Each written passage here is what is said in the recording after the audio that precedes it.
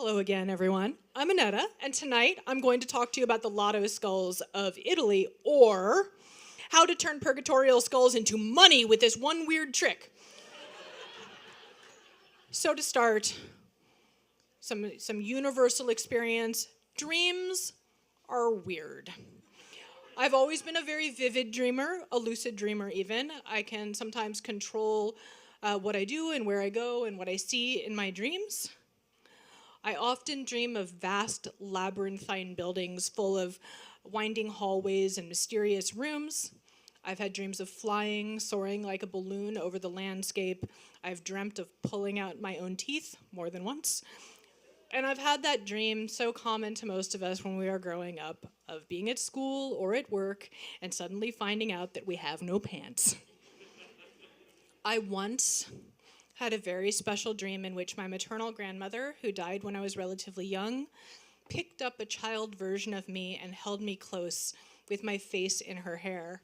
And I woke up and I could smell her perfume for several moments afterwards. It's very tempting to attempt to find meaning in these strange nighttime visions. And as anyone who has spent any time in an esoteric bookshop can attest, that there are plenty of people who would be happy to sell you ways to do that. Freud believed that dreams allow us to process past trauma. Jung believed that they reflect the dreamer's unconscious desires. Salvador Dali famously pursued a sleep-like state in order to inspire his surrealist landscapes. Scientists have only a rudimentary understanding. They have only a rudimentary understanding of what is going on physiologically.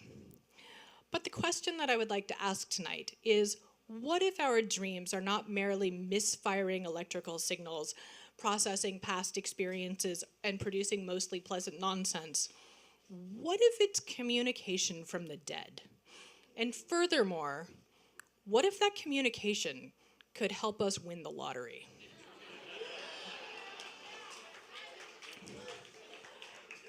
In the city of Naples, they dream of lotto numbers. The ancient city of Naples, Napoli to locals, sits overlooking a spectacular bay and in the shadow of the volcano Vesuvius. It is a city in a long-term, intimate relationship with the dead and with a passion for the lottery.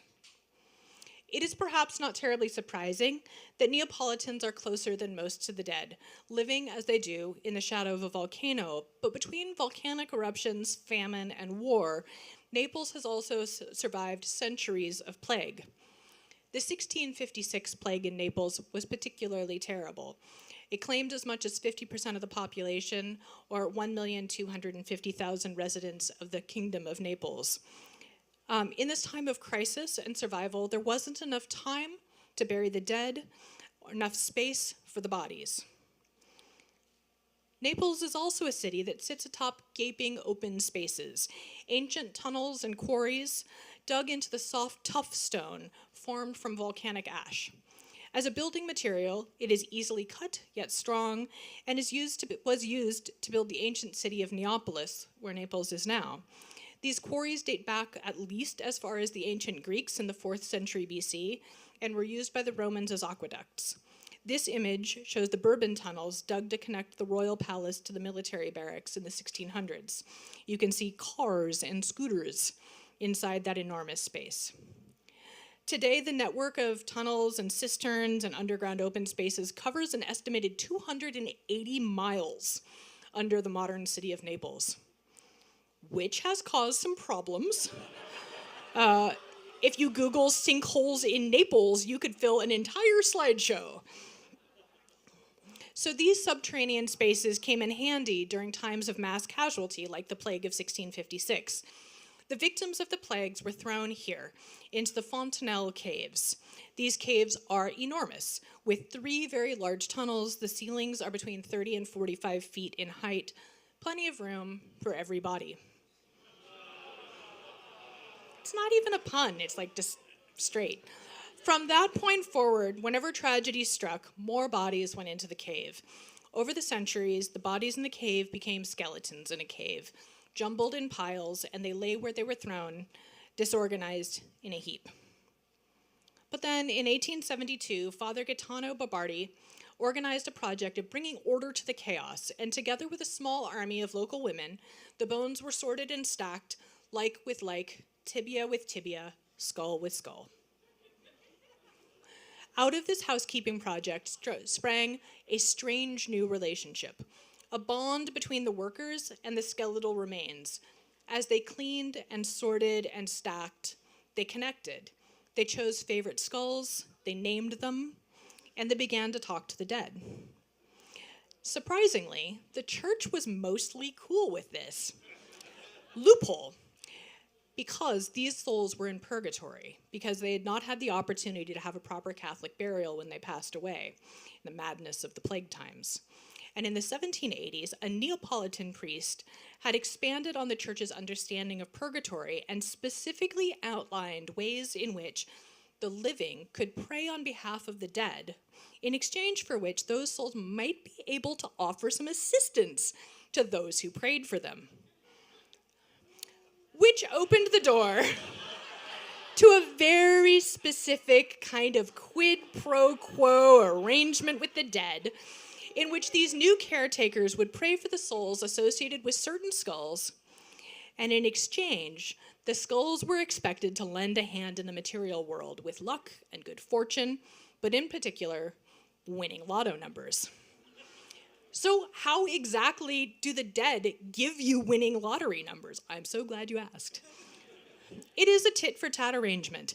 You keep a skull nice and tidy, you say some prayers to lessen their time in purgatory, and they grant wishes that you request by writing down on a slip of paper, rolling it up, and tucking it right in their eye socket so they can find it. That night, when you dream, your new skull buddy will send you encoded messages. So, for example, a vivid dream of cats playing cards. Whoops. Boop, boop, boop. A vivid dream of cats playing cards on a ship by candlelight under a starry night. Voila! They've given you the gift of an encoded message. But then comes the tricky part. How do you interpret that dream? So dream divination is very ancient. It can be found in various forms throughout history and across the world. In art and literature, the concept of dreams as prophecy goes back at least as far as the Mesopotamians, with the Epic of Gilgamesh being an excellent example. The ancient Egyptians created papyrus guides for dream interpretation. The ancient Greeks had their own codified system of dream interpretation. This is a translation from 1710. In the Arabic world, they had the Great Book of the Interpretation of Dreams, created in the 7th century by the Muslim scholar Ibn Sirin, which is still in print to this day. You can get a copy on Amazon. By the 1700s and 1800s, books for interpreting dreams were common throughout Europe, like this one in French from the 1820s. In Italy, they had a specific book known as the Smorfia. The history of the Smorfia is vague. As I mentioned, dream divination goes way back, and the eagle-eyed may notice that that French version and the Smorfia look a lot alike. And in this form, it most likely emerged in the 1700s. People all over the interwebs will talk about its relationship to the number divination practices of the Kabbalah, but I actually don't think it is that fancy. Once you actually start looking at it, it's a lot more simple than that. The peculiar name, Smorfia, is thought to come from Morpheus, the god of dreams. So the Smorfia is not just any old dream interpretation guide. The Smorfia specifically provides a dictionary of dream symbolism, tying your nightly visions to the numbers 1 through 90, the same number of options as in the Italian lottery. So, for example, that dream of cats playing cards on a ship by candlelight under a starry night reveals a hidden Lotto jackpot combination of 65, 81, 53, 13, 4. Go and play the numbers, you're set. So it's like dream by numbers, basically. The Italian lottery itself started in the 1520s in northern Italy. The earliest lotteries were arranged by merchants at slightly complicated raffles to give away fancy home furnishings and other goods to lucky winners to drive business. But pretty soon, governments across Italy realized that these were an excellent way to raise capital. And so they took it over to fundraise for municipal projects and building projects and things like that. And by the 1600s, Italy was in the grip of Lotto fever. By the 1800s, it was impossible for even casual visitors to ignore. In 1844 to 1845, Charles Dickens traveled through Italy, and he wrote about the Lotto numbers' madness in Naples.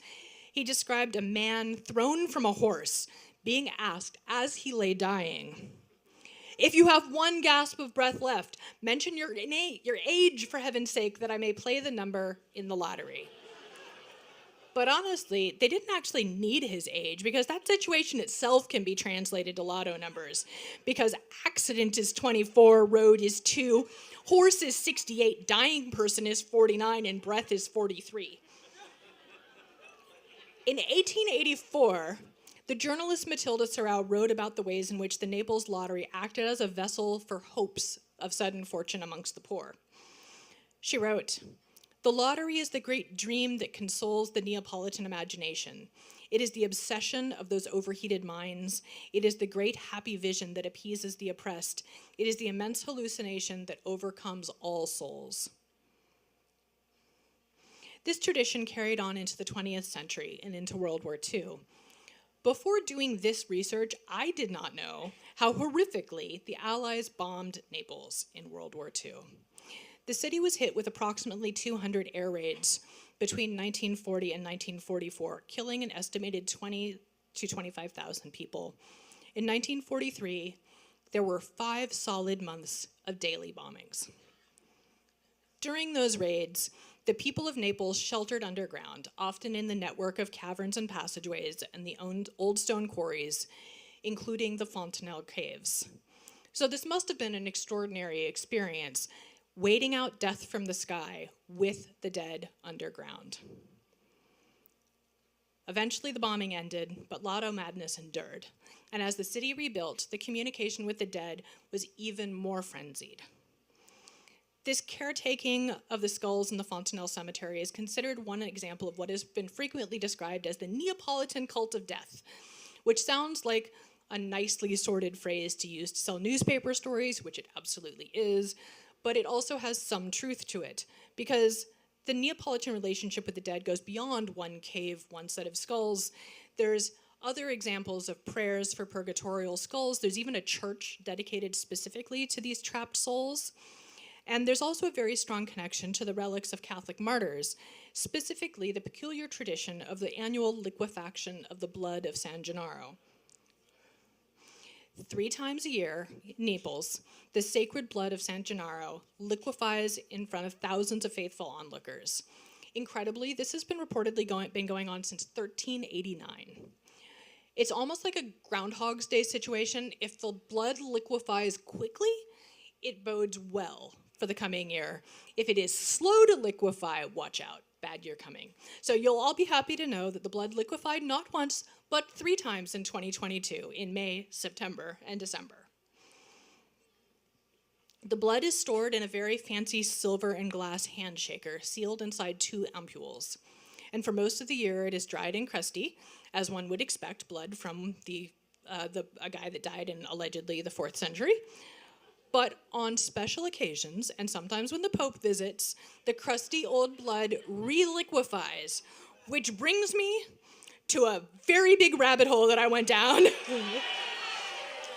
Possibly one of the biggest ones of this whole project, and I give you a very, very brief science sidebar. Okay, so the liquefaction of blood has been going on for centuries. The miracle doesn't occur behind closed doors or in the presence of only a few, but in front of thronging masses. And the liquefaction effect is not subtle. It is. So, miracles aside, I wanted to know what was really going on. And it turns out science has taken a stab at figuring that out. So I'd like to introduce you to a new, hard to pronounce word of the day, thixoptropy. There have been many theories over the century on exactly how this miracle is manifested, from sleight of hand to the possibility that the blood substance is temperature or somehow light sensitive. But more recently, a hypothesis has been put forth that the material in the vials is a thixotropic gel, which basically means that it's a solid when it's sitting still, but it liquefies when it is stirred or agitated, perhaps shaken in front of a very large crowd. More specifically, the researchers propose that perhaps the materials are a suspension of hydrated iron oxide, which would have the appropriate reddish color and was perhaps created by some scheming alchemist centuries ago. But perhaps more interesting, in a 2010 experiment conducted on the home turf by Giuseppe Girassi, a professor at the Department of Molecular Biology at Naples Frederick II University, he was able to replicate the liquefaction miracle using a sample of blood from the 1700s and then a dried sample of his own blood, which is both super weird and also fascinating. So this has been your science/alchemy sidebar. Okay, so back to our friendly Fontanel skulls, genie-like in granting their wishes. In this post-World War II era, the Lotto exchange continued with an ongoing cycle that started with the prayers and a request for wish fulfillment, followed by dreaming, and presumably, if you picked just the right skull, big money. At which point, it is very important that you return to your skull, maybe give it a nice little house, some gifts, and the cycle begins anew. So you may be thinking like, wow, this seems perhaps a little fetishistic, like strayed a bit from what we think of as Catholic. And you would be right. For most of this time, the church had kind of looked the other way. As one wonderful article put it, the Vatican has always been ambivalent about the wildcat, highly entrepreneurial religious activities that characterize Naples.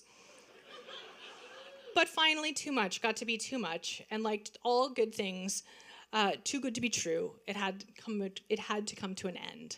And so the Lotto skull era came to a close in 1969 when Cardinal Ursi of Naples declared the act paganism and ordered the Fontanel caves closed.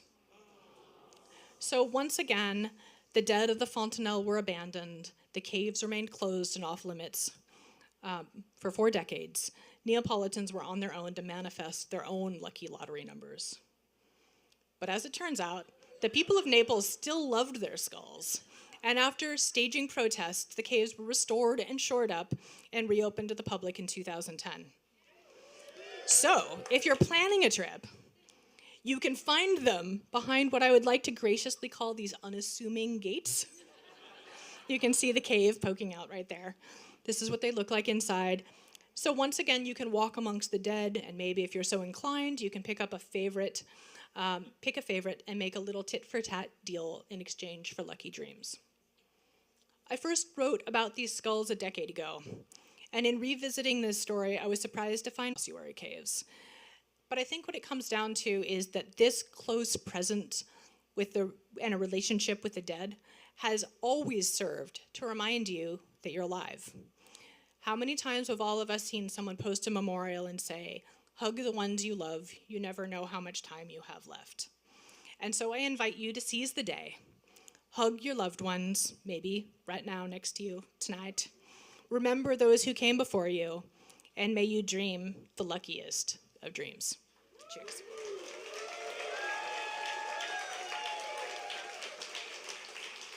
I'm gonna try my throwing arm.